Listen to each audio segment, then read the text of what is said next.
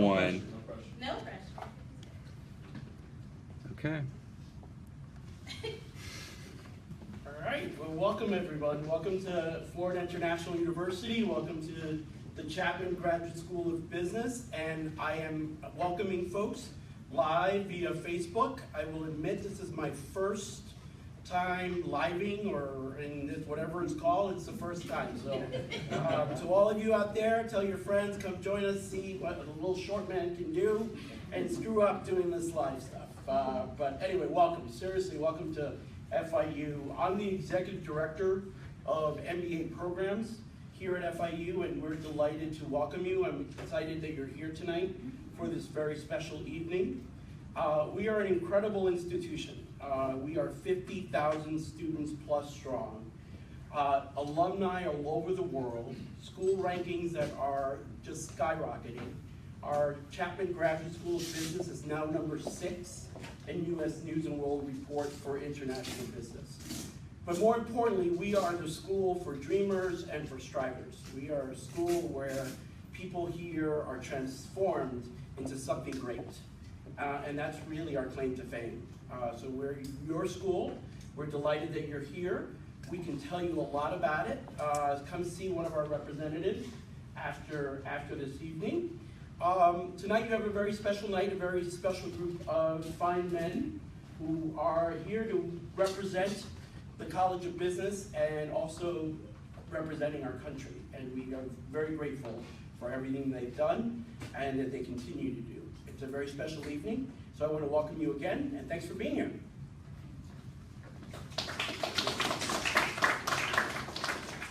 Okay, hi, I'm Ashley.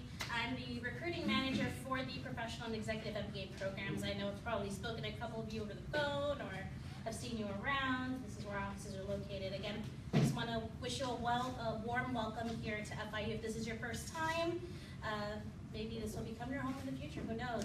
We host several events like this year long, but this is actually our first annual Veterans Panel. We have some prepared questions that we have for the panelists, and as they volunteer their time and their great stories and wisdom. But we will be opening up questions to you guys. This is going to be a frank discussion about any feelings that you may have about, military life or, civilian life and going into grad school and those kinds of decisions. So without further ado, I'd like to introduce some of the panelists. Here to my right, I have Renee Jouet. I have Michael Scadden here in the center, and I have Peter Bermudez over here, and our lovely moderator, Joseph McGrove. You take it away. Okay, so I guess it's showtime. We got a very kind of intimate group here. I kind of like that, because it does allow exactly what Ashley said, a frank discussion. So since we've kind of introduced ourselves, and I'll have each of us introduce a little more about ourselves, but first we're going to put you on the dime and have you introduce yourselves. I think we got enough time so that we know who we're talking to. We can kind of get a sense of what you're looking for out of this panel, and then we can kind of, if you all agree, and base our responses and the flavor and the direction that this thing goes based off of what you need. Because at the end of the day, it's not about us. And for those of us who are military, we know it's never been about us. It's about the other person. So we want to make sure that we're hitting the mark for you. So with no further ado, I might just kind of walk around the room and give our panelists a flavor of why are you here tonight, and a little bit of your own background, and then that will help them kind of shape their questions, if you all agree. I'm Isabel Bernard. I'm going to go into the military soon, probably by this December, hopefully. Just depends when they can get me in. And I'm looking to see what FIU can offer me through the course of my bachelor's and my master's. So hopefully a lot of questions will be answered and I can get a feel for what this school can offer me. So are you looking at doing like, are you going reservist and then looking at doing school as well? Or active school while I'm in, and then coming in here for my master's when I get out. okay, fantastic. So potential FIU recruit. Got it. Hi, my name is Gemma Rosales, and I'm a pharmaceutical representative, and I'm currently applying for the MBA program, and so I'm here to hear some experiences that you've had within the program and what it has taken, what it has done for you after graduating. And any military experience? No military. Okay, so fantastic. So we're going to give you a little flavor of both, okay? How you doing? My name is John Ortiz. I am a veteran, 21-year Army retiree. I'm more so just here trying to get some information as far as I'm currently one class away from finishing my bachelor's, so I'm starting to look forward to MBAs and different opportunities. And obviously, I saw this through Facebook and got my attention, so like you said, I'm just more so trying to get some information. Okay, fantastic. So looking at potentially going straight into the MBA program after this, super. Okay? My name is Christina Perry. I'm actually currently enrolled with several people here in the Executive MBA program. I am not a veteran myself, but I have admiration for everyone in this room. I work for a variety of veterans groups, so I thought it might be important for my come here to see the stories. Fantastic. Looks like you helped one out up here. I think it'll help you. Yourself? Good evening, everyone. My name is Zach Bonheim, 9 years active duty in the Coast Guard. Still currently drilling as a reservist here in Miami Beach. I still also work for the Coast Guard as a civilian, so I'm really hanging on there. But I'm looking into a couple MBA programs, interested in something I can do while I still work full time. So I'm looking to get some information about that. Hello everybody, I'm Mario Aguilar. I'm currently in the healthcare MBA program, almost done, alongside my friend here, Chris. 4 years active for the Air Force, got out, came back. This is home for me, so if anybody is going that route and has any questions, I'd be happy to help. The healthcare MBA. My name is Christopher Kane. I'm in the healthcare MBA program where we started. Been active in the Army, National Guard, 22 years. I have duty tomorrow morning in the National Guard at Fort Stewart, Georgia. So I'll be traveling out there after this. And wrapping up, so My name is Carly Varela. I'm also in the MBA, healthcare MBA program. I'm finishing in December. I went to Dubai this year for school, and this person right here was kind of introducing me to military life and experience. So I got interested, and I saw the email from Mercy, so I decided to try to hear it. So are you a potential military recruit then, or? I don't know. I I want to know, because we're going to be wearing many different hats tonight, some for FIU and some we're looking for talent always for the officer programs. Especially in the Marine Corps, absolutely. Okay, so we may leverage you three since you're kind of already in a program and give some of those who are looking at exploring other opportunities, what is it? I don't know if any of us are in the health MBA program, so that might be some good expertise we can leverage there. Good afternoon, everybody. My name is Dave Johnson. Currently active in the Coast Guard.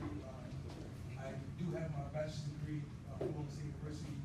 I'm on the fence right now if I want to pursue a career long-term United States Coast Guard, or if I wanted to explore the opportunities in the outside world. So I wanted to come and get information on the program and just to see what I have going on out here. Fantastic. So you got a lot of experience here to kind of that decision of, hey, do I continue in the military or can I do both? I mean, that's another option as well. Sir? My name is Tony LaJoyo. I'm currently on the Executive MBA program. And what you're looking at here is the true American dream. I really am. I spent 10 years in the Marine Corps, both enlisted and as an officer. Probably the best thing I ever did for my life. And I would never ever say anything to anybody wanting to go into the military. Went into corporate life. I've had 3 lives. And went into corporate life. From corporate life, I did my own business. I sold it twice. We grew it from a bankrupted company to a $40 million company. We sold it at a multiple of 9.2 times EBITDA, and we sold it again when it was 525 million. We sold it for 360 million. I was a minority owner. I can't believe really the positions that I've been and the opportunities that it's given me. You may ask, why am I in the executive program? I have founded 12 companies,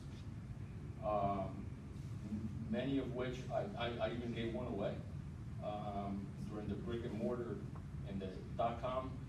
And this program for me is just a continuing step of education, and what it can do for someone striving to continue to give back.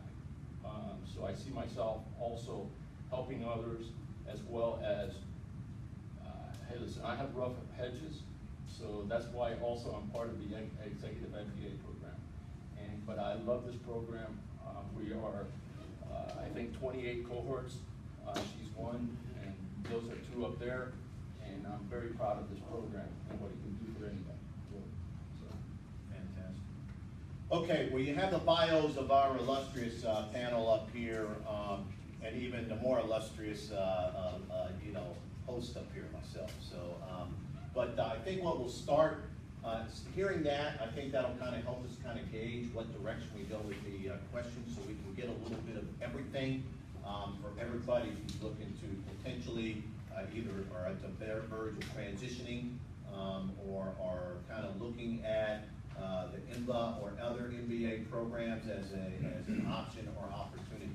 So I'm about to ask, and I'll make it an open question and let each of you kind of take the, we'll just start from here and work our way down. But given what I'm hearing, when you came to, and when you yourselves decided on FIU and FIU MBA programs, if you can kind of just, for those of them who are kind of trying to decide why FIU, why an MBA, and why the particular MBA program that you chose, given where you were at your stage at the time that you chose it. So if you can kind of just open, that's a very open-ended question, but go from there and kind of let us know what that decision was like and why FIU. That was a lot of questions, but I'm trying to focus on which one's which. I had looked around, probably like a lot of you. I had a minor in communications and business and economics through a different university. So I was looking at what's a well-known state accredited university. I think that was the first chop was between, I think, FIU and U of F. Then I looked, I'm also, I guess back up also, I work full-time. So I was trying to see what fit my lifestyle a little bit better. I think one was University of Florida and then FIU, and I think I was part of the downtown MBA, so I think the executive and the healthcare are 2 different ones.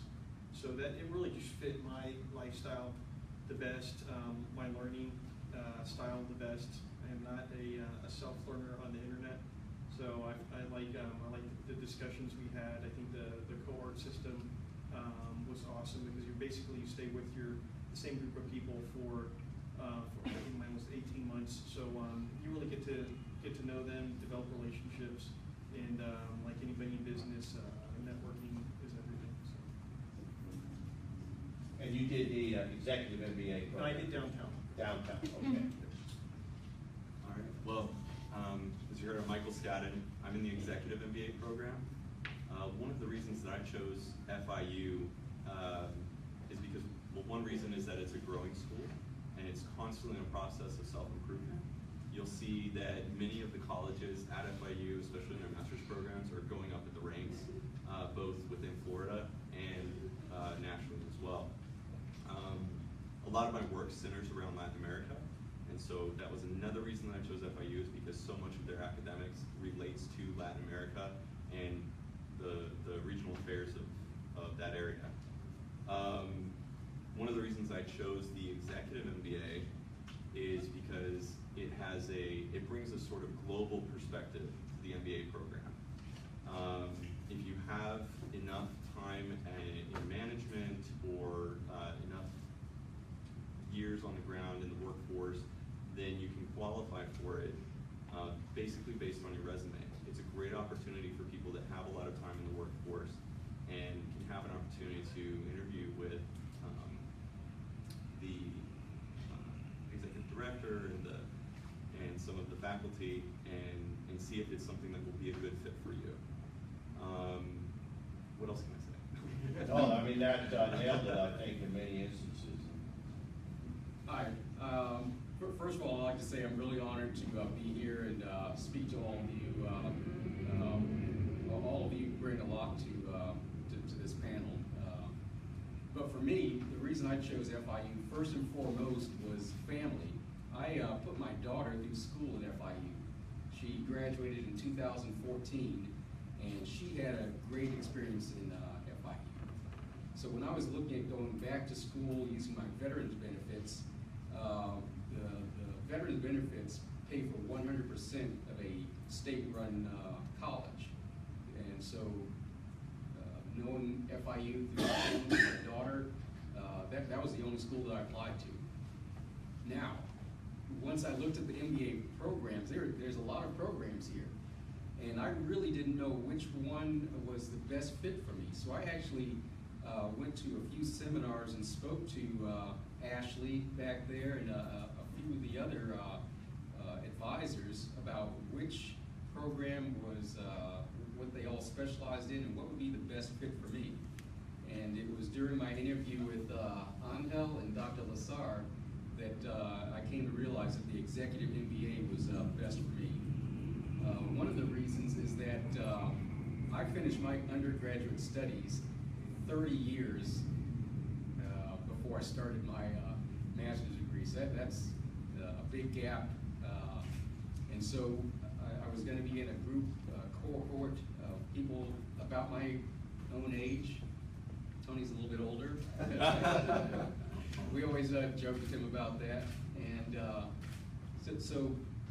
that's how I chose FIU and also the Executive MBA. Okay, fantastic. And so as we go through, I mean, for those of you who are about to transition, and everybody up here has transitioned already from the military into the workforce or in that process of transitioning, what was probably one of the biggest challenges that you encountered as you were about to make that decision? You're knowing you're getting out, you're knowing you're getting ready to go into the civilian workforce, and now it's time to transition and come back. And so what were some of the biggest challenges that you faced, and then how did this assist you in meeting those challenges? That one, it may not be fair, because I'm still in, so I'm still a reservist. I've been a traditional reservist now for 15 years, so that I'm still, that one's hard to say because I'm still in, so as far as that goes, so it's hard for me to say how it helps. And I had a job prior to that, like I said, so I think I gotta push this marble this way. Okay. But if you want to join the reserves, let me know. No, just repeat the question for me one more time. So you got out, you're about to make that transition, you transitioned into the workforce, and what were some of the biggest challenges that you faced transitioning from the military into the civilian workforce? And then as you come through, how has FIU in some component facilitated that transition for you from the military into the workforce? Okay, well, let me tell a long story. I love that. All right, basically my transition happened in essentially two parts. When I first left the military in about 2007, I went directly into government contracting. Basically, I did rotations into Baghdad, Iraq, continuing to work with a lot of my peers now out of the military, working with the U.S. Embassy in Baghdad. So a lot of the nuances of my military life were still there. It was still a bit of a transition in and of itself. And as time went on, I realized that whatever money I was making there, because going into government contracting, especially working over the Middle East, we did have some pretty good paychecks at the time. What I started to notice is that as the personnel were drawn down on my contract and other contracts, we had a plethora of individuals that had not taken the time to go and get their degree, that had not taken the time to improve themselves academically. Many did, and many were very successful with that, and there was a huge difference between those that took the time to go back to school right after the military or during their government contracting experience, and those that did not.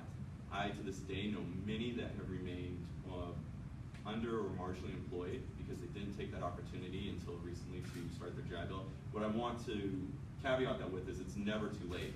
I talked to several of my friends over the last few years and convinced them to go back to school and use the GI Bill that they were just sitting on to improve their marketability and also create a real transition back in the workforce.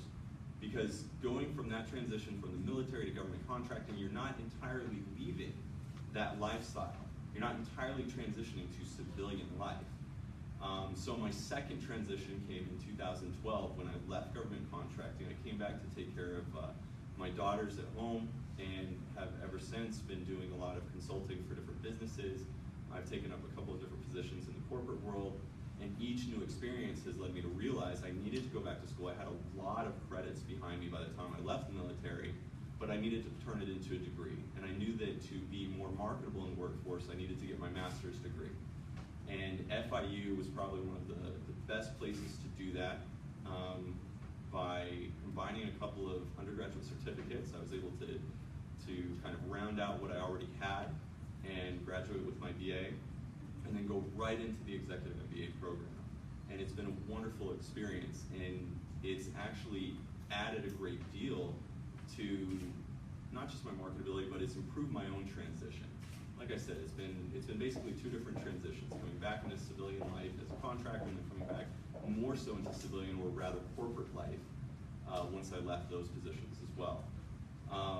I think every single veteran needs to do it. If you haven't had the chance or didn't take the opportunity to go to school while you're in the military, going back to school right away when you leave, or as soon as possible, is absolutely essential to making that transition back into civilian life. I think it not only improves your marketability, but gives you the interpersonal skills that you may need to be, I hate to use the word functional, but to be a little more functional in society. And that's kind of my thoughts on that. I have a similar experience to Michael. I actually had two transitions also. So I retired the first time in 2007, and I was a junior ROTC instructor at Miami High School. This was during the height of two wars, Iraq and Afghanistan, and I was in a high density skill that the military needed at the time. So I got recalled back on active duty and stayed on active duty until 2014. And so in 2014, I had to make my second transition. And like Michael, I went into contracting. And I was working with the United Arab Emirates Army, training their military. And I realized that that is a very short-term employment. It's good while it lasts, but it could end at any time, and you really have almost nothing to fall back on. And so I realized also, like Michael, there's a big difference between those that go and make an effort to get advanced academic skills and those that don't. So that was another reason why I decided to come to FIU and work on my MBA. So that transition, those two transitions actually led me to this point. And it was that second transition, realizing that government contracting and using my military skills was only going to take me so far, and that I needed, like Michael, to be a little bit more functional and broaden my horizons to be more successful in the civilian world. Fantastic. And I might just share a little bit too, so since we're all kind of panelists up here at all, or all together. So similar, I transitioned or retired from the Marine Corps after 22 years, literally 3 years ago in September, and I retired here. And so my transition experience was a little different, and we're throwing this out there for everyone's in different situations. So I made a decisive decision at that point in time that I was going to do my transition in one phase. So many folks, for those of you out there who are at that stage, and there's kind of this step transition, I'm going to transition from the military and I'm going to go into security contracting or defense contracting. So you kind of got a soft landing, and then you go from that into something else. And so I actually went from the military straight into academia. So, I mean, it's almost like, landing on Mars and being the first guy on Mars, the cultural differences. But the thing that FIU really helped me with in my choice with the MBA program, and I find it a tremendous paradox, and maybe some of these gentlemen up here do as well. You're put in charge for 22 years and you're in a group of alpha males and alpha females. There's not a shred of self-doubt in anything that you do. You become exceptionally skilled and almost comfortable at navigating some of the most complex cultural environments in the world. Afghanistan, no problem. Iraq, no problem. I'm about to retire. Oh no. And you're like, all of a sudden, I found myself in charge of battalions and leading men in the most unbelievable situations, feeling a sense of self-doubt for the first time, and I don't want to get all touchy-feely here, but since it's a small, intimate crowd, of self-doubt about transitioning into the civilian workforce of my own country. And so this program, for me, the FIU Executive MBA program, afforded me the opportunity, quite frankly, to build up my confidence to be able to transition seamlessly into the civilian workforce. And I know that's hard for a military officer to say that you ever lack confidence, and you never did until that time when you step and you're like, holy smoke, it's time to get into the civilian world. And so for me, and I don't know if it has kind of built your confidence, especially the Executive MBA program. In my particular case, you're sitting next to, self-made men who have been successful, and you start wondering, am I going to be able to thrive in that type of environment? Do I have the skills? Do I have the leadership? Do I have the character necessary to be in that particular group of executive MBA folks? And you quickly find, at least I did, and I'll expand, that will be the next question, that the skills you've acquired through the military put you not just on par in many instances, but far surpassing some of your peer groups who have not had military experience, particularly on the leadership, organizational management, etc. So I don't know if any of you would have similar experiences. Has the MBA program in any component lifted your confidence to facilitate your transition? And then as you build through, the second question will be, hey, I like the cohort concept. It develops friends and networking. Those who have already left, are you still keeping those relationships up, and did they facilitate your transition as well? So we'll start on this end and then work our way down.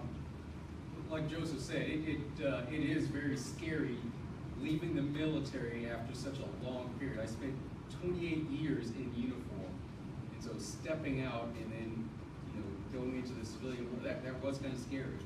And so yes, this MBA program, the Executive MBA program, has helped me out a lot.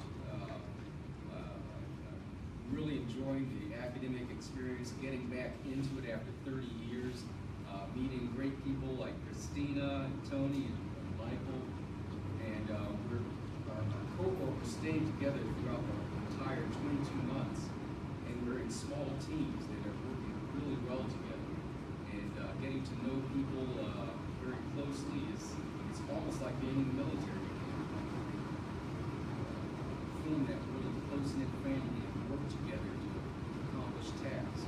So it's working out really well for me, making that transition from military to civilian.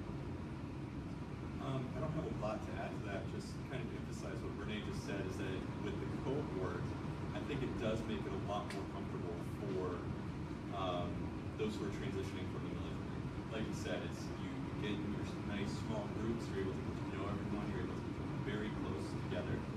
I think our first residency, we had a week-long residency with a lot of learning that happened very rapidly, and I think we all became very close at that time. We got to know each other's personalities, and ever since, I think all of our groups have been relatively functional and have become fairly close-knit.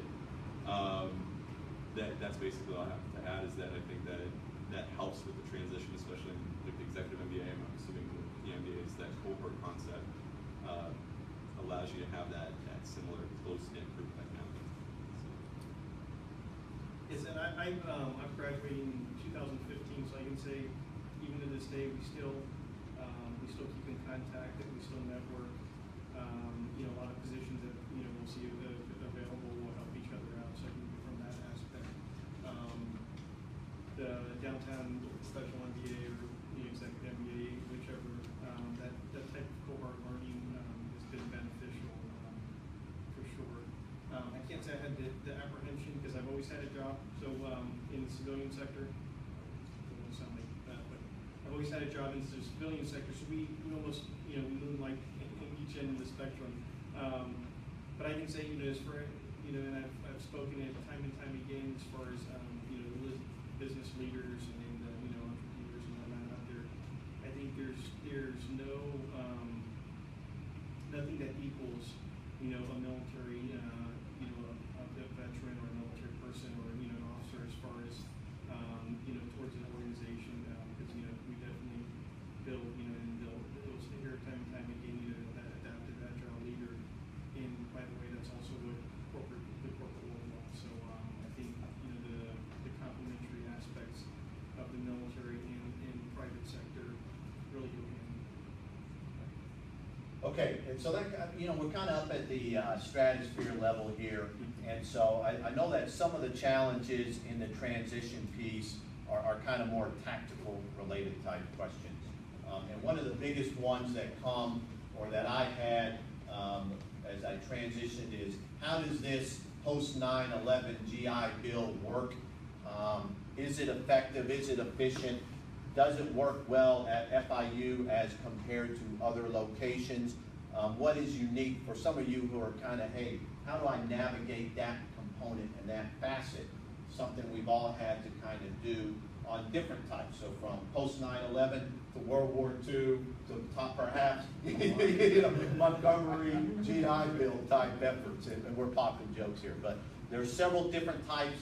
How, for the panel, challenging was that navigating the administrative part of the GI Bill, whatever your particular GI Bill was, and how much was FIU able to assist with that particular transition through the MBA programs? Start in the middle this time. All right. Actually, it was probably one of the easiest processes ever. I even recommended to several friends that are beginning their academic journey after the military to go directly to the Veterans office on whatever campus they're going to. And I have to say that basically the second I called our Veterans office at FIU, they were right there to help me. Paperwork has always been easy. They do most of it for you, from what I found. And then as far as the administration with the College of Business, I mean, I haven't had a misstep at all. The recruiting team, Ashley Capo and Megan Marini, got me right in for my interview with Dr. Lazar and Angel Burgos, and I moved right into the program almost immediately within, I think, a week and a half, 2 weeks. That's nice. And that was right, I think, about 3 weeks before the cutoff time, something like that. So I'd have to Not say, your preferred route, but you know, she's back there, beads of sweat coming off. Right. Rosa like, oh no, but Ashley will fix everything, and then Rosa will fix everything else. just say yes, put your hand in the air. No, I had a great experience with the administration. I had a great experience with our Veterans office at FIU. They're there to help. I know that a lot of veterans have had a very difficult time trying to navigate things through the VA websites, or calling whoever's supposed to help with the GI Bill on the other end of the phone. It's simple as going to the Veterans office on campus, talking to them, or giving them a call, sending some emails. They will set you up as quickly as they possibly can. That was my experience. Yeah, I would agree with that. Pick your school first, and then go to the VA, the Veterans Bill. It's fine. I used the Montgomery GI Bill. That's back in 87. And then I got my master's with the post 9/11 GI Bill, and it was super easy. And I agree 100%. Really, like I said, just pick your school, and then the VA office will take care of pretty much everything. I also had a similar experience personally, as well as for my daughter. one of the benefits of the post 9/11 GI Bill is you can pass it to your family. So I passed my benefits to my daughter, and it was so easy that she was even able to navigate the system in FIU by herself with the GI Bill. Everybody on the FIU campus is extremely accommodating and helpful. The VA office on campus will work with you. And then for myself, I'm using the Veterans Rehabilitation Education benefits, and same thing. Rosa's helping me out with that. The VA office, so it is very easy to use your benefits here at FIU. If I may, I actually want to call out one particular name. Our SBA, what does SBA stand for? Student Veteran, right? Student Veterans Association. Yeah, Student Veteran Association. The representative of FIU is Marquay Smith. And I tell you what, anytime I had an issue where I needed someone to go to bat for me with an advisor, just about anything, I want to give a shout out to him. Marquay Smith has helped me out immensely. So. And I think that's a key point. So I'll add to this as well, saying that without question, I mean, so I didn't even have to go through, for those of you who are looking at, our conduit was really, Angel Rosa and the team, they pretty much took care of all of that. And so it was utterly seamless on the administrative piece. But he brings up a great comment. I think that there's 2,500 veterans that attend FIU in some capacity. I think that's the number, if we can clarify that with Mike Pishner. But the other things that they do, aside from the administrative, make sure you don't have to, you're not worrying about, am I getting paid because someone else is doing it, you can focus on school. But when you do have those encounters, those instances, as rare as they may be, where you need someone to kind of represent you, who can navigate the academic piece, because as former military guys, you kind of like do this and it gets done. That isn't necessarily how it always happens here. And so leveraging them for other things, dealing with your faculty advisor, dealing with whatever the particular situation might be. I found this support network from a veteran perspective across all facets that you could imagine to be very solid here at FIU, and it sounds like for the most part that's the experience that most folks have had. I tell you what, I'm going to take, let's get a question maybe from the audience, and we'll break this monotony up a little bit here and let you. I'm going to put you right on the dime. Whether you have a question or not, you're now the moderator. You got a question, One consistency I see with everybody on the panel is that you guys all serve the full length tour in the service. This for me in particular, I'm still early in my military career, and I'm still trying to figure out if I want to maintain my career or if I want to get out. Would it be advantageous for me to pursue an executive MBA, or shall I, is it something that maybe is for like the guys that are retired and did their full tour? What are like the, I guess, advice in that aspect? That's something that was kind of got my business firing right now, so I'm just trying to figure out. I think Michael's the best one to answer that because he's the young guy on the panel, and he didn't retire. I got in 2007. I'm actually looking at going back into the National Guard at some point here as well. What I can tell you is if you see that you have the time, and you're active duty what again? Active duty Coast Guard. So you're in one place, correct? Yes. So all you have to do is decide if you have 20 hours a week to do some reading, basically, and write a couple of synthesis papers and do a couple of essays and things like that. I mean, if you think you can dedicate 20 hours a week, and maybe even a little less on a good week, then you have time for this MBA. And the great thing about the EMBA over some of the other MBA programs is we have 2 class meetings a month. You have to make time to meet with your MBA group for class projects, things like that.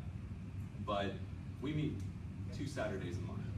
And those are also live streamed. You're able to participate remotely or watch it when you have time if your work schedule is conflicting. There's only a handful of residencies that you have to attend. And am I right, Rosa? Okay. And also if they start to see that you fall behind, I mean, Rosa will be right behind you with an email letting you know that hey, you know, what's going on? Are you, do you need to turn in this paperwork? You know, if you need help with anything, they're there to basically track you down. I would have to say that the MBA, probably for a working professional, I don't want to compare the MBA, but I know that in my case, it's given me a lot of flexibility with my time. And I've been learning a tremendous amount from it. And I think whether you're active duty, especially active duty in one place, then you can handle it. And the other option is if you're active duty and moving around, like some people I've talked to, they're looking into doing an MBA online, which through FIU to me is very advantageous, because at some point if you transition out, then you can come and start doing campus classes. And the other thing that I want to add here, I know I'm kind of droning on a little bit, is that to me it's advantageous to find the best program that fits you, even if it's just the online MBA or whatever it is, or for some of those guys out there that are just looking at their undergrad, and do at least a class a semester. Just never stop. I mean, that's one thing is if you have the time and the resources for it, then just continue knocking out those classes. There's no reason not to. You know, especially for active duty, because it's completely paid for. It doesn't chew into your GI Bill, as far as I know. There's no reason to not keep going. And like I said again, with the executive MBA, if you got 20 hours a week to do some reading, you're fine. No, absolutely. I would add, hey, listen, if you have the time now, do it, because you're going to get so busy in your life, as I did. I started in Boston University with my master's degree, and it got interrupted by the Pakistani hijacking back in 1987, and there's always going to be some type of interruption. And I'm going to tell you, and the best thing is when you have the time, go ahead and put it in, because you will have the experience. You know, I look at some of the professors, one in particular that perhaps would like to have my experience. I would like to have his doctorate, you know, and I'm telling you, do it. If you have the time, do it now. It's very important, okay? It's never too late to go back to school. I'm an example of that. You know, really, I didn't retire from the military, but I saw the transition from military to corporate life, from corporate life to building my own businesses, and you get so busy that I'm telling you, do it. It's the best thing for you. Yeah, I mean, I would agree, because I think education, it's an old saying, once you get it, you can never take it away. Absolutely. And whether you're in the military or in civilian sector, it'll make that transition additionally easier if you go from military to civilian sector, because you bring marketability with you. And I think anything you can build your resume, and your resume is you, is your own brand, that'll benefit you in the military, you know, whether you want to go, enlisted, I don't know if you're an enlisted officer, it's always good for promotion, it's always good for assignments, and then likewise, you know, it'll make that transition so much smoother. And I agree, because I started my master's in 2007, I did it till 2015, same thing, you know, you go to OCS, you go to, Afghanistan, Africa, babies, and kids, and everything else, so, definitely, you gotta do it. The hardest thing you do is you start. Once you start, it's easy, because, your class and everybody will bring you through, and then, everybody's very accommodating. So, that's inside out. And I might just add one more thing before we go there. I mean, if I understand your question too, and since we're here to kind of recruit folks, but this is also an opportunity for all the old timers to say, hey, you're at that cups that all of us were. You're at the 10-year mark, or you're at this mark, and you're like, do I continue on with my military career, or do I make the leap of faith right now into the civilian world? That's kind of your first big question. And then if it's, so everyone's in different stages in life, and all of us make those decisions and have that same decision that we had to make, and that's a very individual kind of decision, obviously, one that you're gonna have to, weigh heavily at. But I tend to agree, my gut's telling me do both.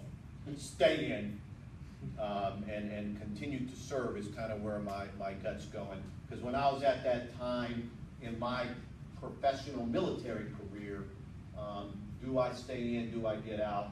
There's not a day I regret for making the decision for staying in. So that's number one. I mean, to this day, being a retired Marine officer brings tremendous marketability. It provided tremendous life for my family, et cetera, as I went through. So I would say, depending on where you are, cross that hump. It's like crossing Wednesday, then you can see the weekend, right? So cross Wednesday, hump day, and then take advantage. This program, these various programs are incredibly accommodating.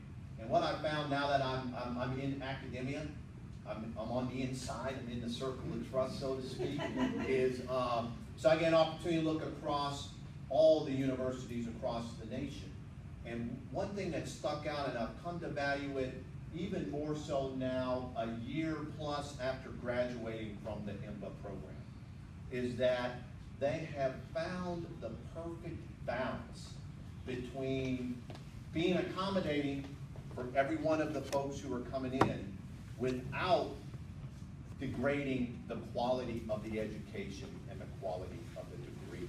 And that's a rare thing to find in an institution, I think, is that ability to navigate and find that sweet spot and that right balance between being accommodating and making sure that you maintain a high quality education so that that degree becomes, it's the FIU brand.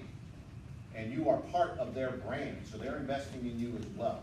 And I think they've done quite a good job in doing that. So I would echo what the panel said. And if I can add something as well, is you don't have to make the decision with, do I get out or do I stay? Or because always remember there's reserves. I think it's with General Ordinary's concept of soldier for life. You can go, active duty. You can go IMA, individual mobilized augmentee. You can go to IR while you get your degree. You can always have an option to go back in active duty. So it's you can have a full year, lifetime service without saying, okay, I just want to get out. Because I think a lot of times when we get out, there's nothing we miss more than the guys that we serve with. Okay, I'm sorry. I just wanted to actually give you some insight. Currently, pretty much about halfway with my master's. I'm actually doing the healthcare MBA together, and I'm part of the reserves as well. I'm actually in art, which is in the Air Force. It's a combined kind of like active duty. So I'm a reservist on the weekend, and then on Friday I'm still wearing the uniform. And I'm telling you that at least my suggestion, it is challenging because our program is actually every Saturday, and we have like 2 online meetings. But you do enjoy it. It does open up a lot of doors and opportunities, like they were mentioning, promotion, experience-wise. And you can do both.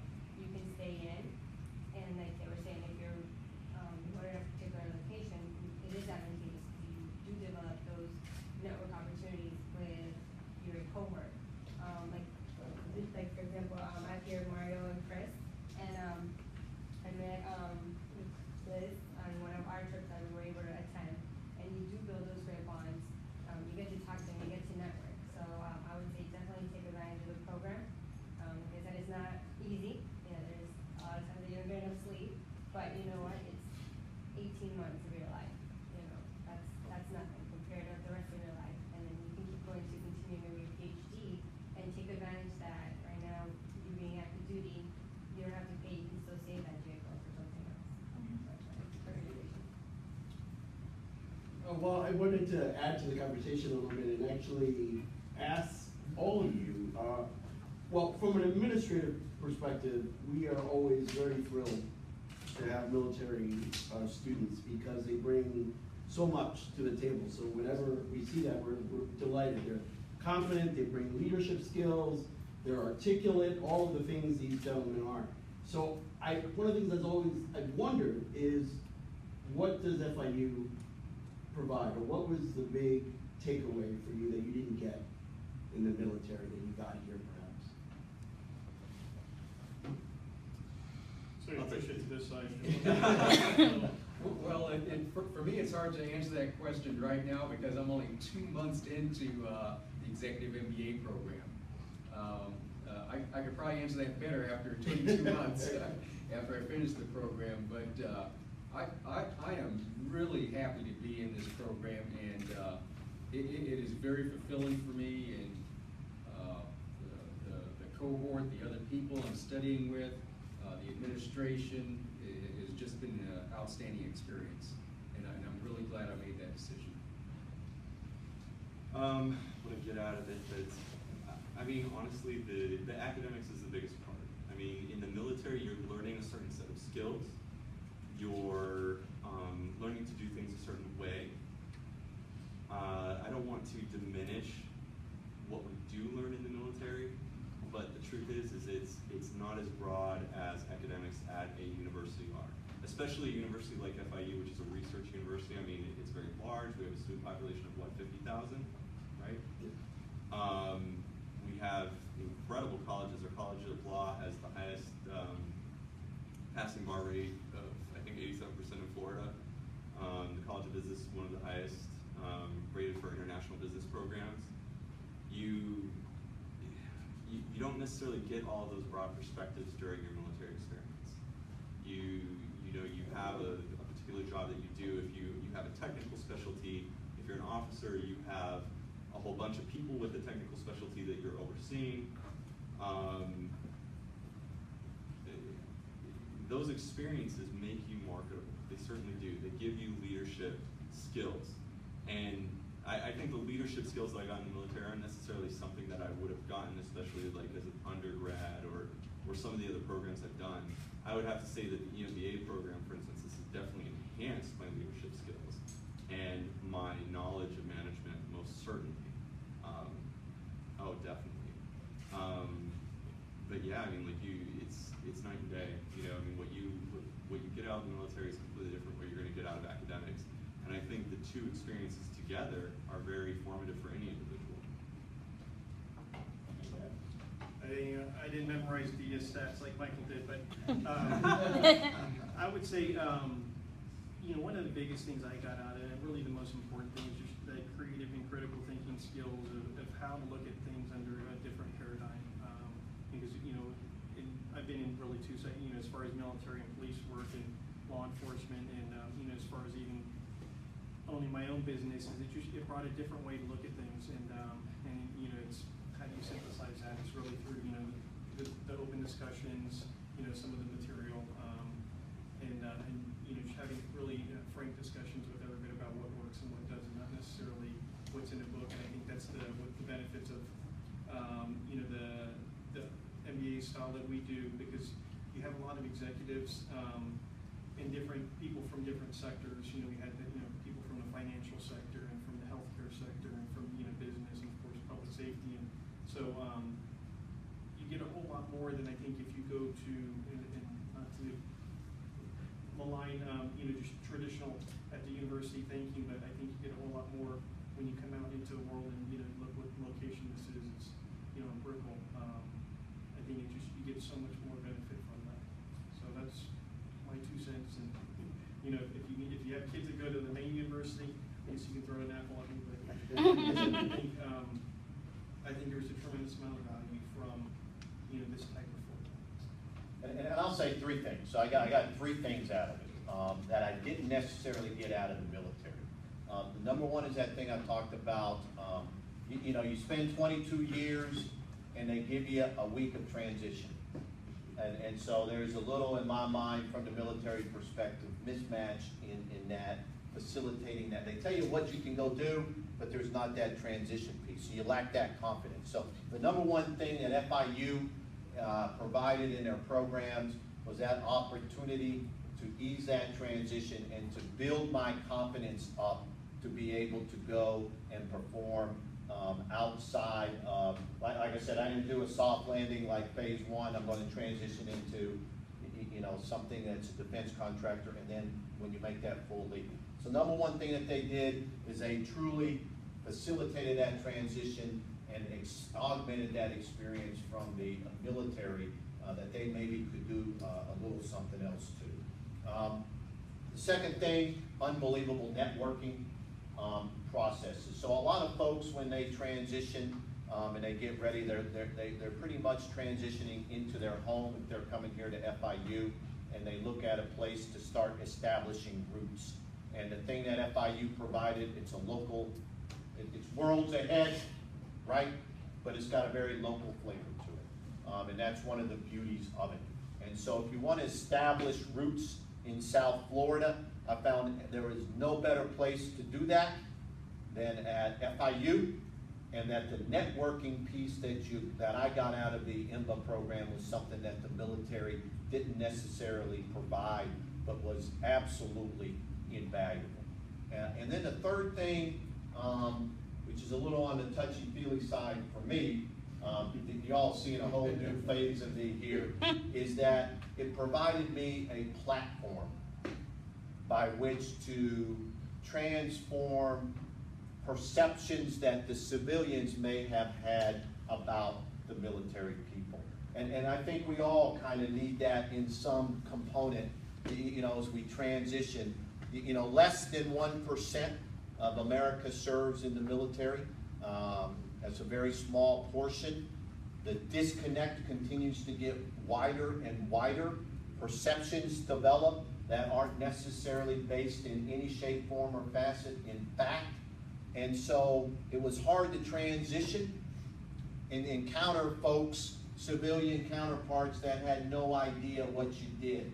And sometimes you just need a platform to vent and to express and to shape within your own cohort. And academia provided that release and that ability to kind of mold perceptions, change perceptions, and do that type of deeper level type. Now that I'm a research scientist, I can get in touch with my feelings, right? And get down into those levels. Okay. Absolutely. You may never find that networking is very important, even at my age, in my experience. My cohort does know, and I want to mention it for the first time, that there's a shark amongst them, and the shark is looking for the next opportunity to invest in, not for my good, but for theirs, perhaps their goals. And it's part of, as you mentioned, that, a little bit about it is the giving back. And that's part of that. Knowing that you made it, but you have to give back as well. And what my cohort doesn't understand is that perhaps there's there's seed money.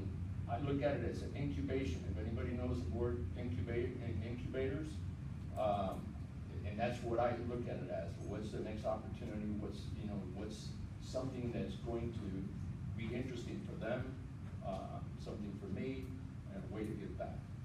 So. Yep, go ahead.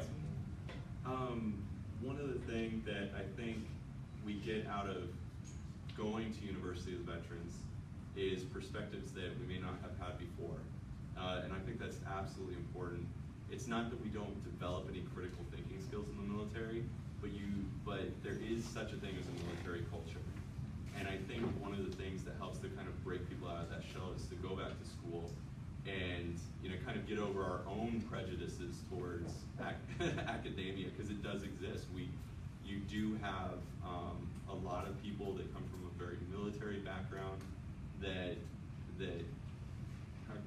what's the kind of way to say this? Yeah, I mean, I've got a lot of reasons that I could bring out, but they're not, if you weren't live streaming it, now it's all a matter of public records. We got to Right. Thanks. It's just, that's part of the transition, I think, is the fact that you're coming back to school and now, the view that some of us may have had at certain points, being in the military or after military contracting, gets to change a little bit. We get to see the value of academics. We get to see the value of a research university and understand what those universities and what academia is producing, for us as a country, even for us as soldiers in some cases, what kind of innovation goes on there. Polishing the rough edges. Right, right. You know, you might, as military veterans, we do bring a unique perspective to things. We're also given a new perspective. And I think that's absolutely important, especially for, as part of your transition, to overcome some of the mentalities that you might have come up with depending on, the kind of units you were in and how people felt about the civilian world or the academic world. So.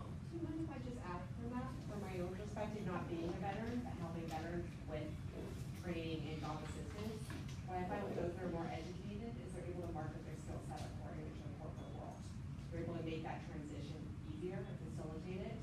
Because there's so many skills that veterans bring that I never knew of until I started exploring it and understanding the veteran's perspective.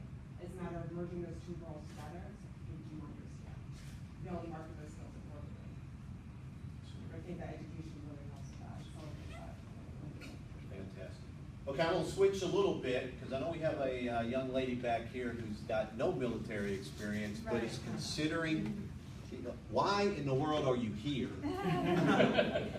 Did you signed up for the wrong? You're like, oh, no. I'm surrounded by military guys. I'm joking, of course. I know.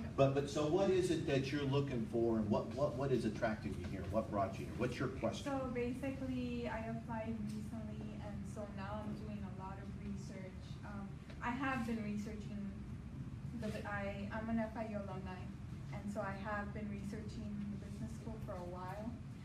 But I want to get a little bit of different perspectives, even like within the military.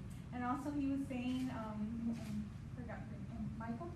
You were saying that you have different perspectives. I'm sorry, I'm throwing the question. No, throw it. But I'm kind of curious to see what's the perspective that you would have in the military of civilians.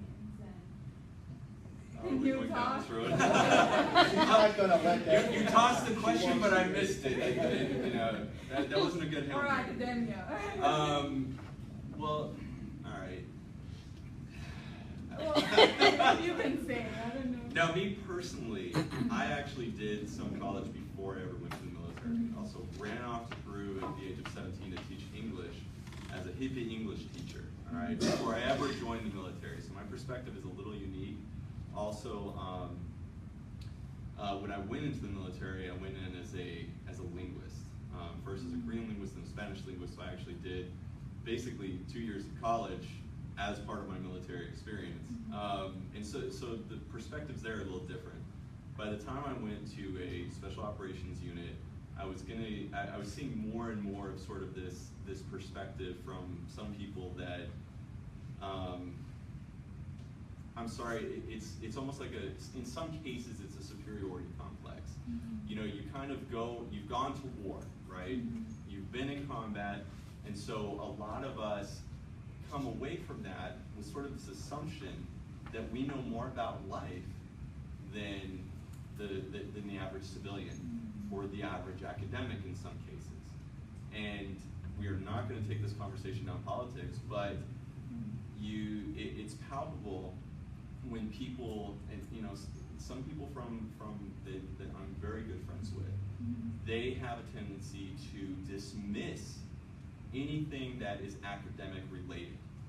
They have a tendency to dismiss any think tank they don't agree with, anything that comes out, any research that comes out of a university, not realizing, how much data is being produced, how much innovation is coming out of these universities, what all of the students there are learning that they didn't get an opportunity to learn. I mean, the perspective in some ways is wide, and in other ways is very narrow. And unfortunately, there are some of us that came through with a little bit of a complex because we were in combat. I don't know if you can relate to this, Renee, but there was a moment for me when I came back from Afghanistan, and everybody else was no one to me. There was a short period of time where I came back, and if you hadn't been there, you don't know what it's about. You don't understand life. You don't have a real perspective on the world. And unfortunately, it's not true. I give as much credit to someone who has been part of a research university, in some ways risk life and limb to go and do inoculations in some country in the middle of conflict, you know, as part of, you know, whether it's Peace Corps or part of some other, you know, research group, you know, that to me is bravery, that to me is courage, and that to me has the data that comes back from that, the things that are learned and the perspectives that are brought to the table are something that I think more military members, when they first leave, need to have the opportunity to embrace. You know, academics doesn't need to be this scary thing. It doesn't need to be this thing that opposes you. And, you know, for whatever reason, there is a lot of that mentality. I try to encourage as many of my friends to go to an actual campus university. One of the reasons for that is that, you know, I think a lot of guys get to stay inside their own shell by going to online-only universities, such as, I'm not going to name them, but they've marketed very hard over the last decade and a half to veterans and military personnel and have very questionable credibility. And nowadays, you have all these opportunities at these amazing universities like FIU, several others I'm not going to mention because we're talking about FIU. And does that answer your question? I mean, Yeah. we could go on for a while. But it's a great point. I mean, anything to add? No, Michael has covered that one pretty well. Let me add, a lot of us that have spent more time in the academic world, going through our undergrad or going through our master's, the more time that we spend there, I think the broader perspective we get, and the more we kind of see this, the time in that transition, or maybe even our own mentality in some cases, we see this shift. And it's something that I want for more of my individuals, no matter what their thinking is on any particular topic. I think that they can broaden their horizons, every veteran can.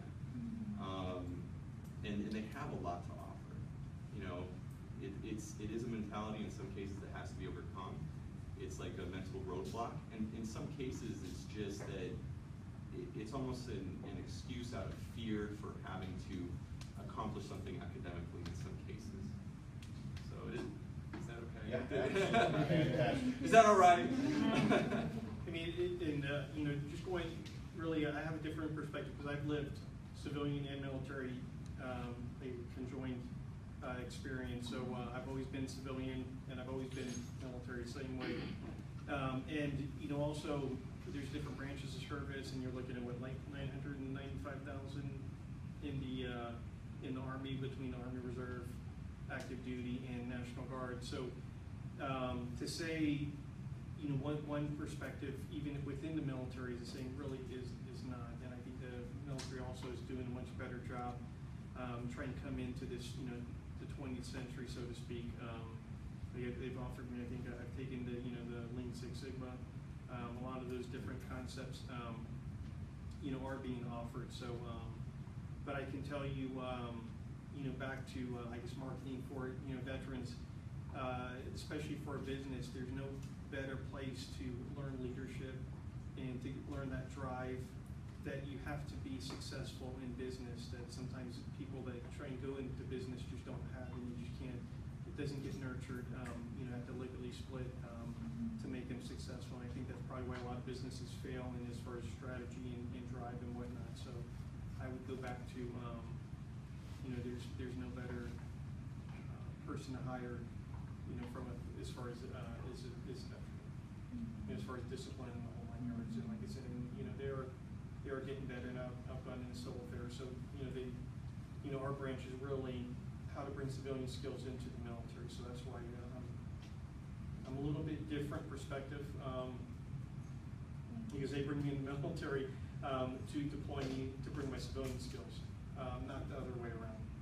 So that's why, like I said, and I've always been a reserve and had a full-time job. So I guess I throw in a little bit different spin on that.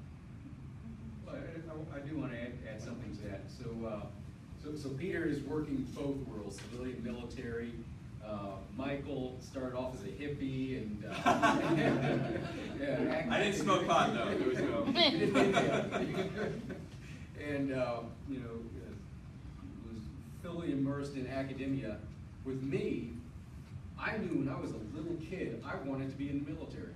I wanted to serve my country from the time I was like 5 years old, and that's all I was working towards. So when I went to undergrad, I was in ROTC. I was in military training. Getting my undergrad degree was just something that I had to do to get into the military, because that's all I wanted to do. And so I had this very conservative, laser-focused mindset just towards the military. And once I got in, I fit in really well. And like Michael said, there's a military culture, especially when you get in certain types of units. So I started off in the infantry, which is that branch that does ground combat, and then went into special operations, which is specialized ground combat. And so yeah, there is a mentality that gets perpetuated with those groups of people, and it is very closed.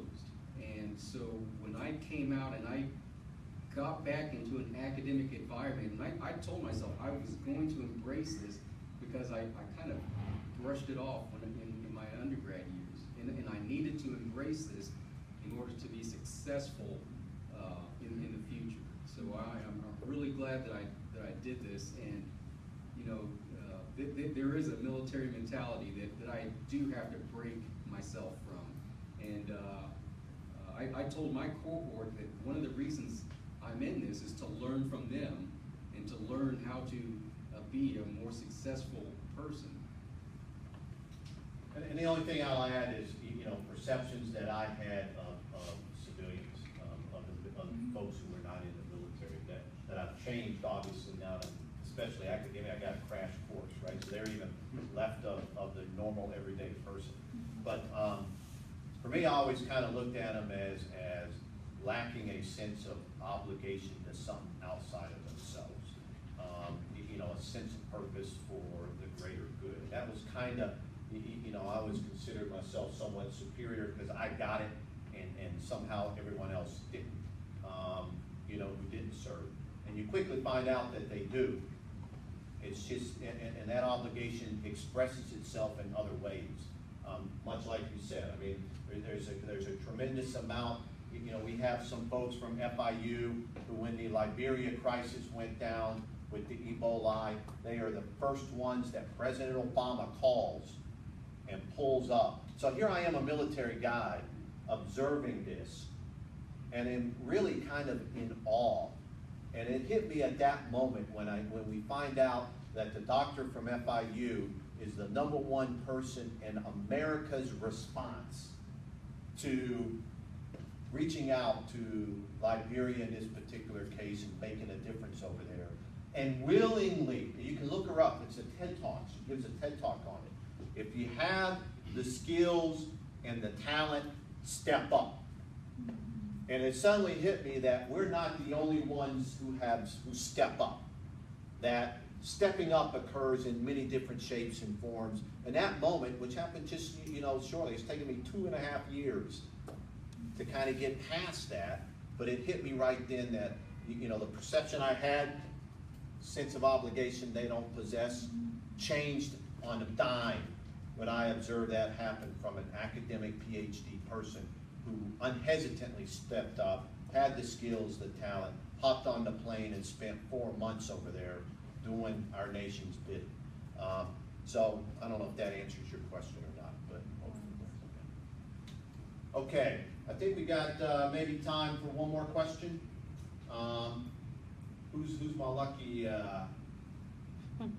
You're looking away, so that means automatically. So I know a lot of you guys talk about the executive MBA, and it sounds obviously a lot of big business, that sort of thing. For somebody like myself who might be interested in a few years to start their own business or entrepreneurialism, what sort of skills have you learned so far that might lead to something like that? Well, when I came into the MBA program, I was looking at possibly going into 3 different areas when I get out.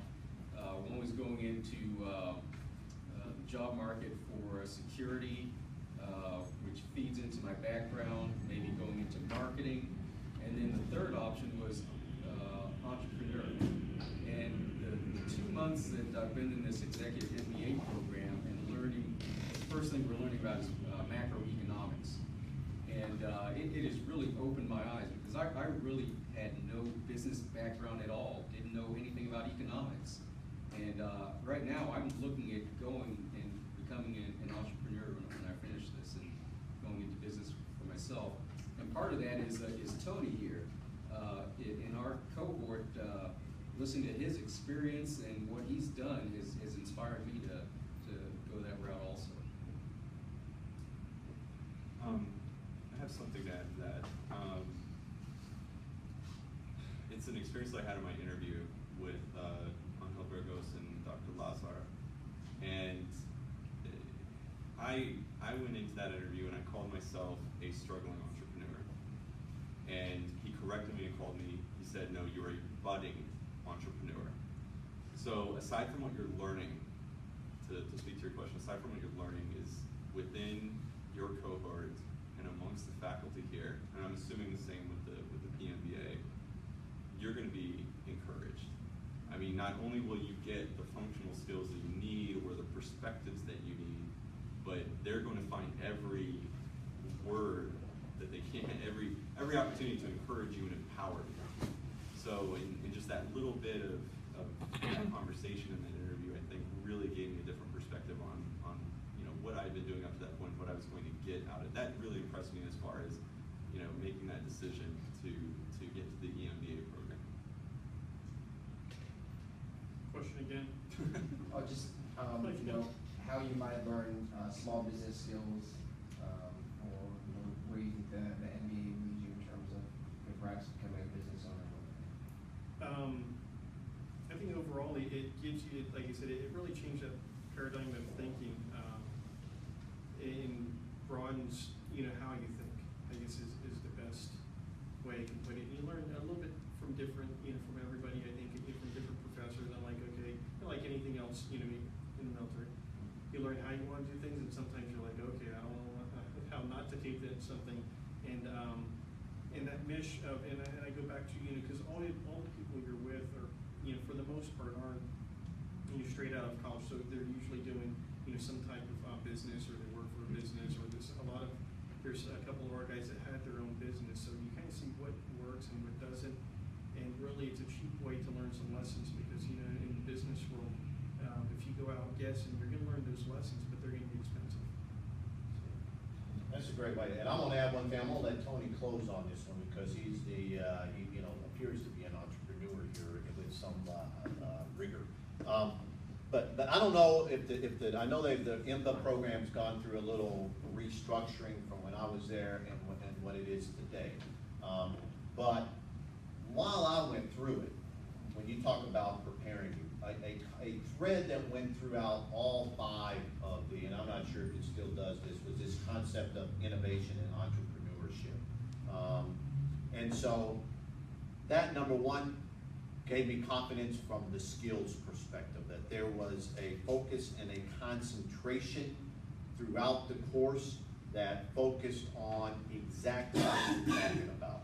Not teaching you how to transition into a company and into the corporate world, but how to transition and become an entrepreneur yourself. And that was truly the focus of that program overall, was that common thread. So I got confidence that the skills were being provided, etc.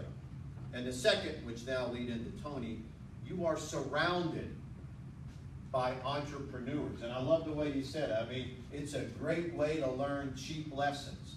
And so when you come into this particular area, and I get to watch, gray-haired guys, I'd rather have gray than none, which is happening to me, but when you get to watch and you get to learn from their experiences, that adds so much to the curriculum. And it's not just one, like, in this case, Tony, but we're surrounded by them. I don't know what the makeup of small business owners are.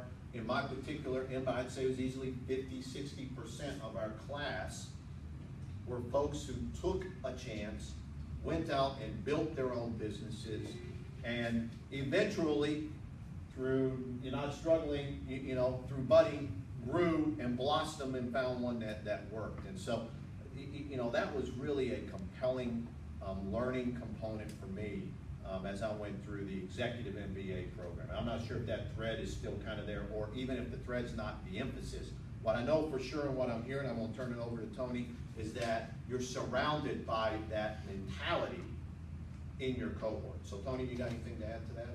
I would just say that, I mean, I'm in it, like I said, for, various reasons, multiple reasons. I see a business everywhere I go, I really do. I mean, that word entrepreneur, I would love to one day achieve that word, but I'm a serial business individual that sees a business everywhere, almost like a dog sees a squirrel. And I have to maintain that focus. But I'm also in it because I'm learning from the group. I may be one of the older people in it, but I'm learning from new ideas. And so I'm hopefully taking as much from it as I'm going to be able to give to it, But again, I would love to one day strive to be and achieve that word entrepreneur. And I just find the whole experience of being here very enlightening. That whole, and they haven't said enough about the concierge, the method of which the group that the administration brings to it as well. It's almost like a concierge environment, But again, with regards to, they're wonderful.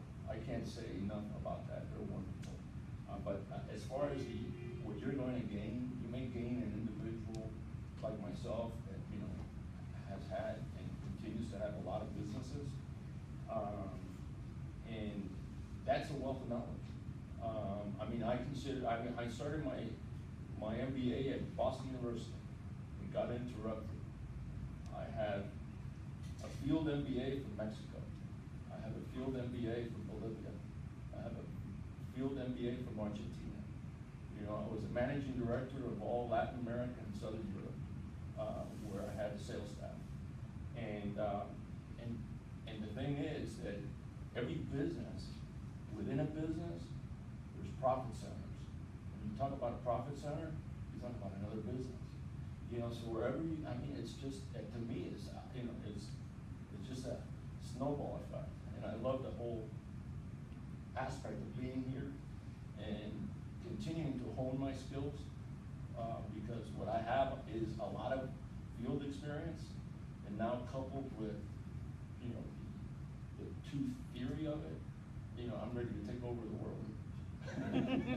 And I'd say at the end of the day, I think in the last few MBA classes, someone has started out, if not one, multiple, and either someone's willing to fund them within the cohort themselves, or one of the professors who are all practitioners. The beauty of the kind of go to Tony's point, bring them into this.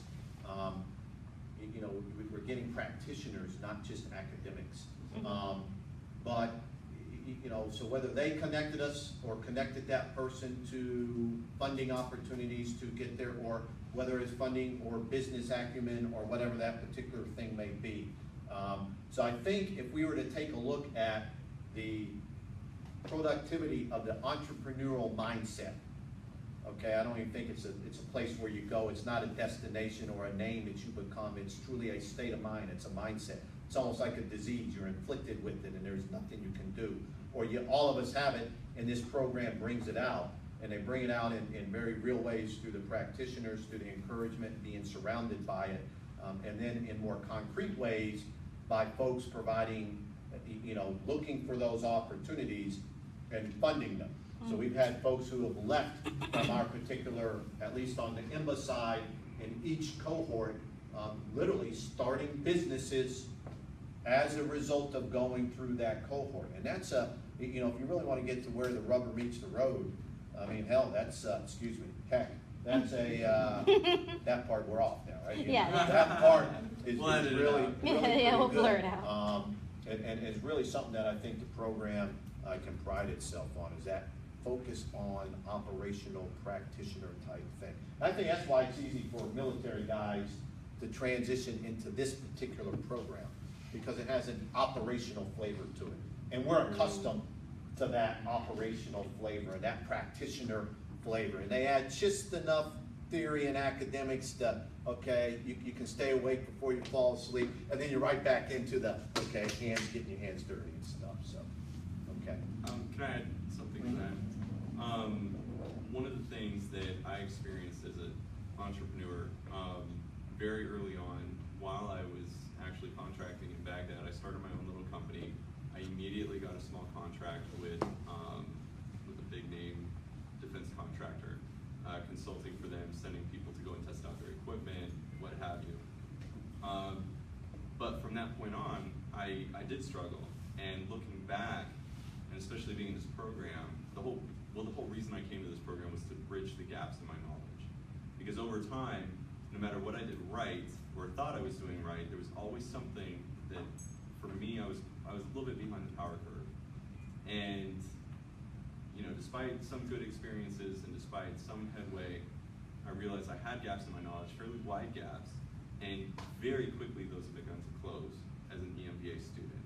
And like you said, you're garnishing knowledge from people that have been successful entrepreneurs or have successfully navigated, you know, the corporations that they've worked for and have a lot of knowledge to bring to the table, as well as the faculty themselves. Like he said, they are successful entrepreneurs themselves, or directors or executives in other companies, or have been consulting for Fortune 500 companies for most of their life.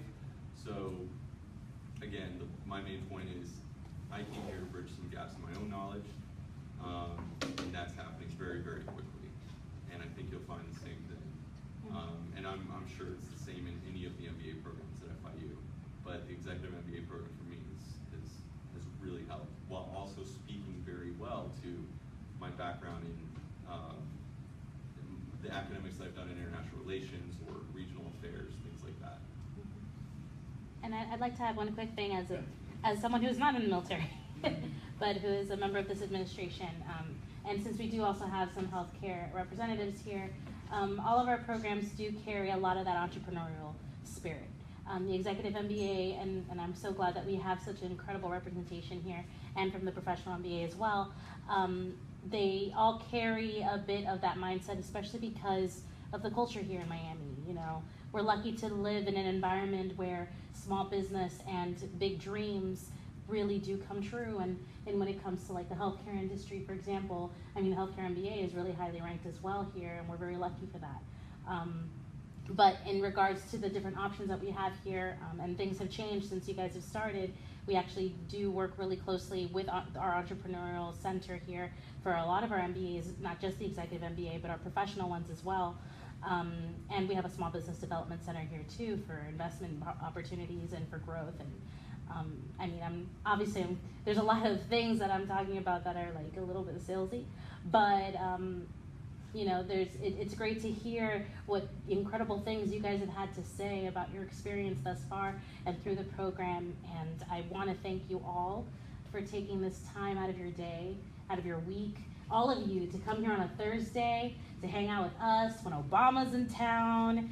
There's just, you know, a lot of opportunities here at FIU that we really want to open doors for. And for those of you who have chosen to come here, we're really thankful. I kind of want to give a quick a round of applause to our incredible panelists and to our moderator for this incredible time.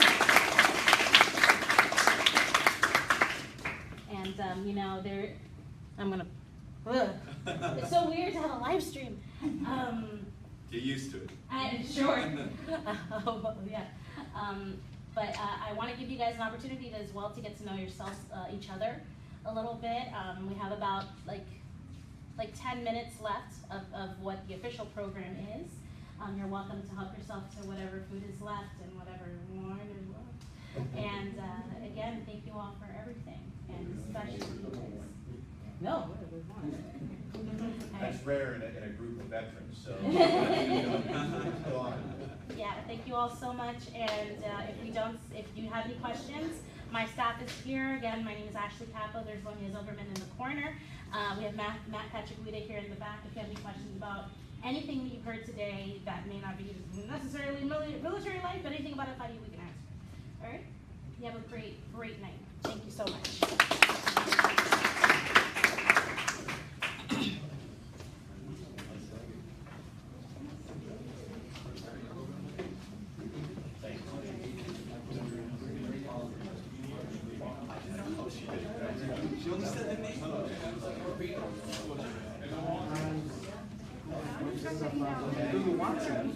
I'm sorry?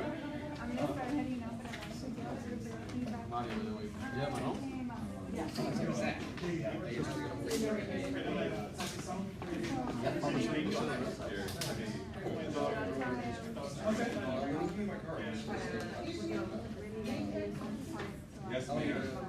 If you insist. I'll tell you everything what it's like, and I think it'll be a good fit. So I just pharmaceutical sales, that was a former life. Yeah, I guess he wants to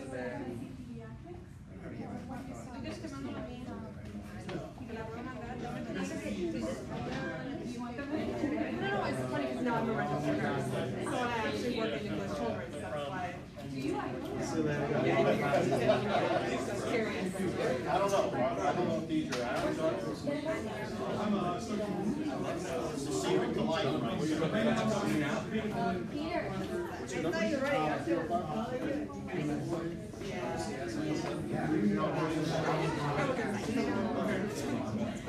You know, save my number, we'll catch up.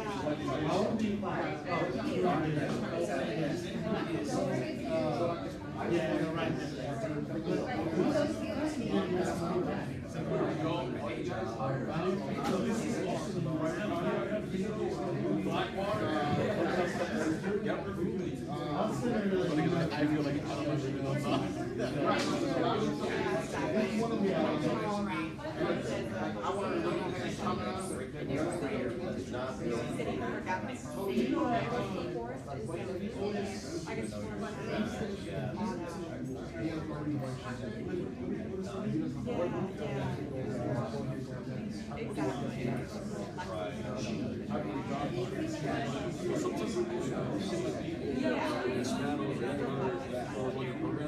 That's when you get ideas like, okay, this is gonna what's value for you.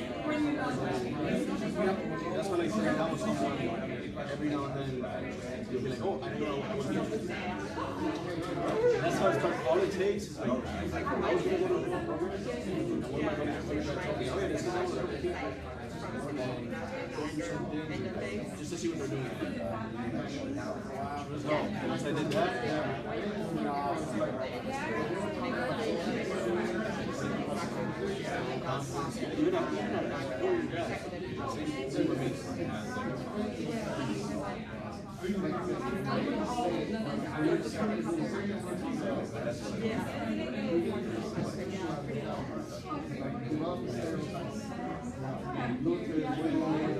stuff done. The biggest thing to get stuff done. Sense of urgency.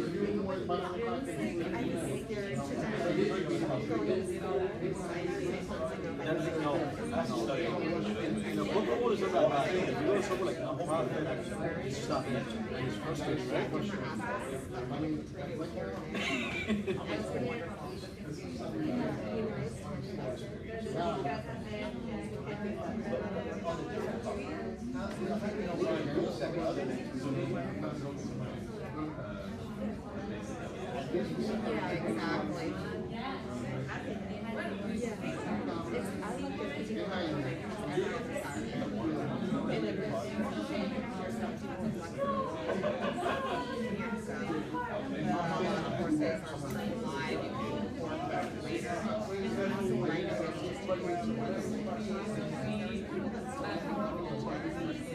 Yeah, exactly.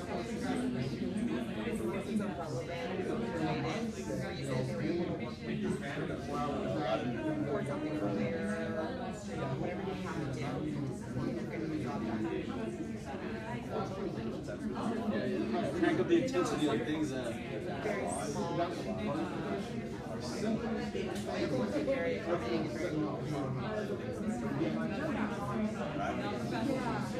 That's a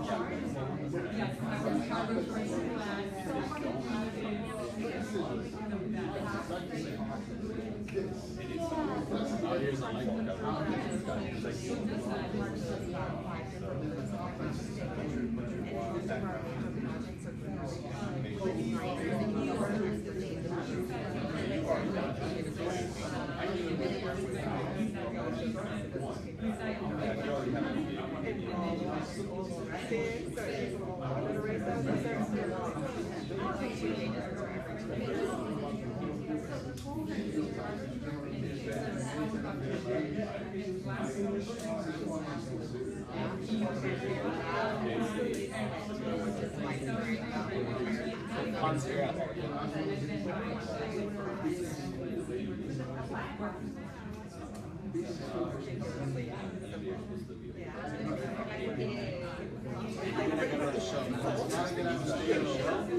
Give me a letter, sorry now.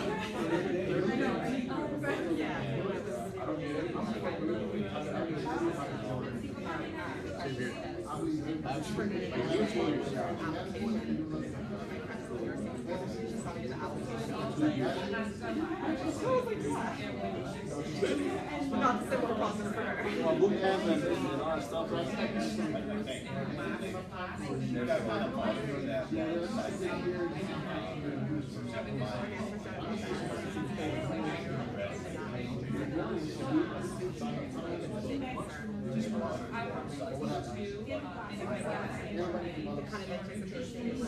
For me, I don't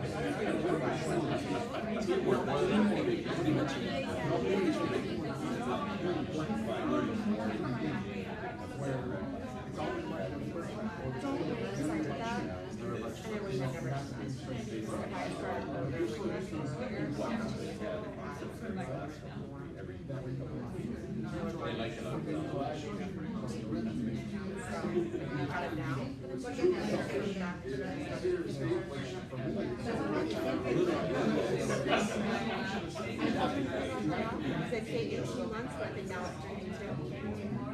Yeah. Is there a question to qualify? Yeah, I'm not sure. I want to stay in